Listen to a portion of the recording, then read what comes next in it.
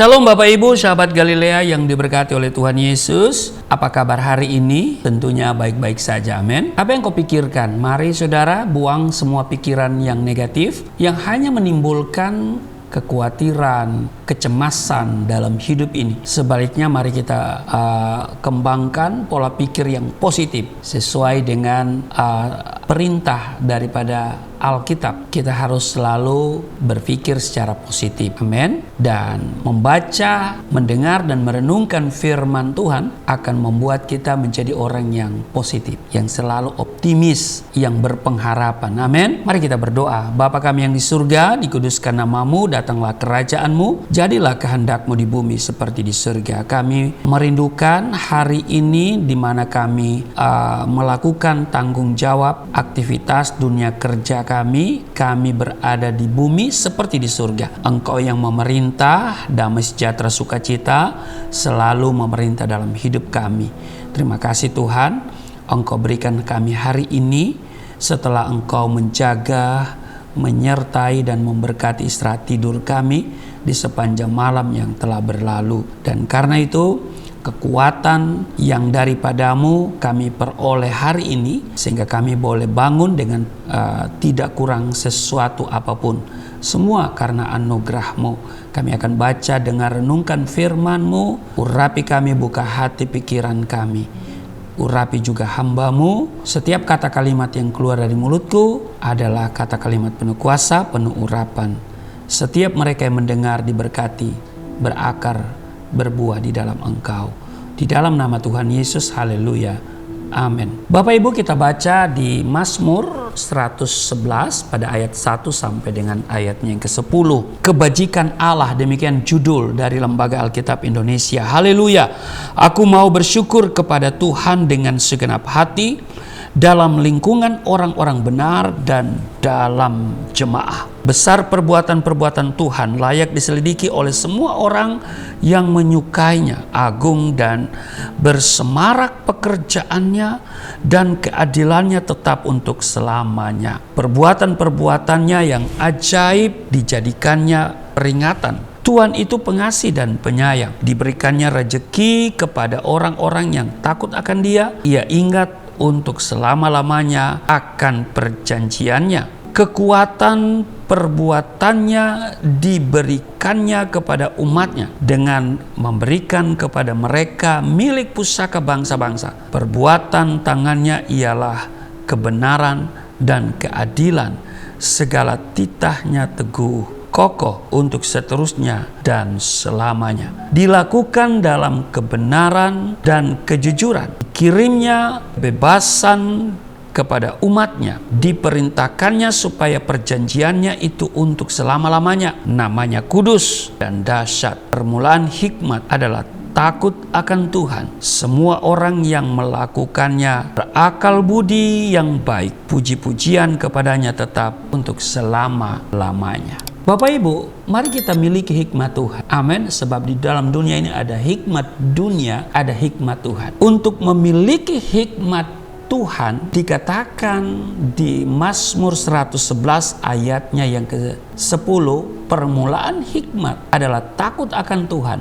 Semua orang yang melakukannya berakal budi yang baik. Puji-pujian kepadanya tetap untuk selamanya. Bapak Ibu, ketika memerintah sebagai raja atas Israel, menggantikan ayahnya yaitu Daud, Salomo berdoa kepada Tuhan agar diberikan hikmat supaya ia dapat memimpin rakyatnya dengan baik serta paham menimbang perkara. Menimbang perkara dengan baik dan memutuskan dengan baik. Salomo tidak meminta umur panjang atau kekayaan, melainkan pengertian untuk membuat keputusan. Tuhan pun mengabulkan permintaan itu.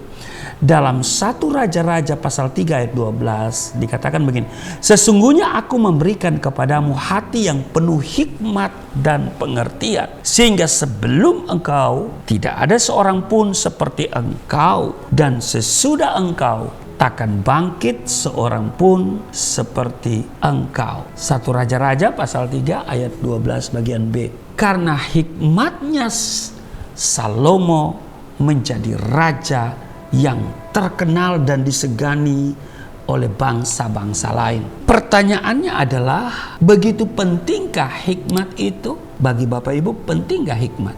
Seorang Salomo merasa hikmat itu begitu penting. Arti kata hikmat menurut Kamus Bahasa Indonesia adalah kebijaksanaan atau kepandaian, dan bisa disimpulkan bahwa hikmat adalah kemampuan menimbang segala sesuatu dengan benar dan berakal budi. Daud berkata begini di Mazmur 111 ayat 10 bagian A, permulaan hikmat adalah takut akan Tuhan. Kalau kita lihat Ayub pasal 28 ayat 28 dikatakan, sesungguhnya takut akan Tuhan itulah hikmat, dan menjauhi kejahatan itulah akal budi. Salomo pun menegaskan di dalam Amsal 9 ayat 10, permulaan hikmat adalah takut akan Tuhan, dan mengenal yang Maha Kudus adalah pengertian. Nah, kita berpikir semua bentuk pengetahuan dapat diperoleh melalui pendidikan formal, yaitu bangku sekolah, atau membaca buku sebanyak mungkin.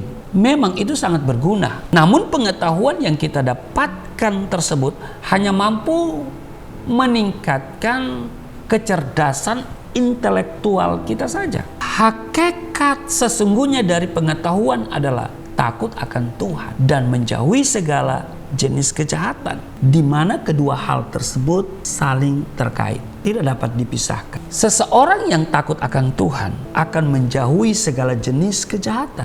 Takut yang dimaksud bukan seperti saat kita melihat hantu atau binatang buas kita muncul rasa takut. Namun takut yang dimaksud adalah penghormatan dan penghargaan terhadap pribadi Tuhan, karena Dia adalah Allah yang kudus, yang di dalamnya terkandung unsur ketaatan dan keengganan kita untuk melakukan dosa.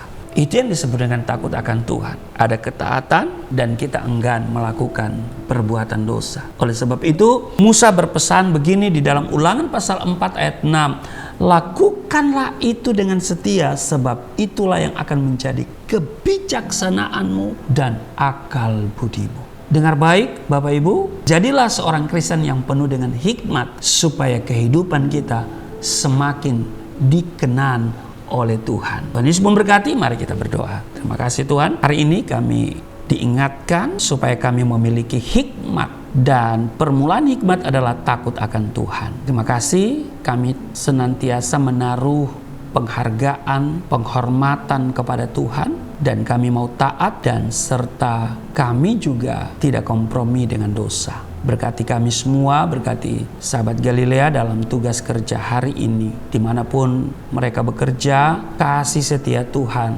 mereka alami. Penyertaan, perlindungan, dan berkat Tuhan menjadi bagian kami semua. Di dalam nama Tuhan Yesus, haleluya, amin.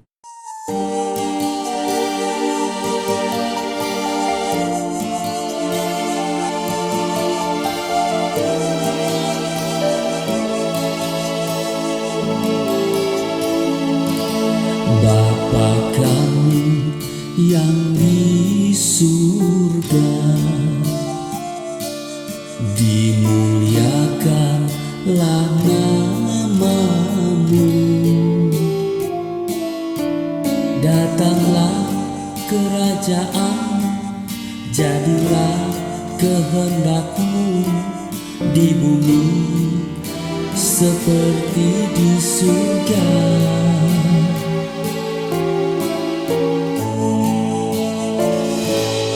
Berikanlah kepada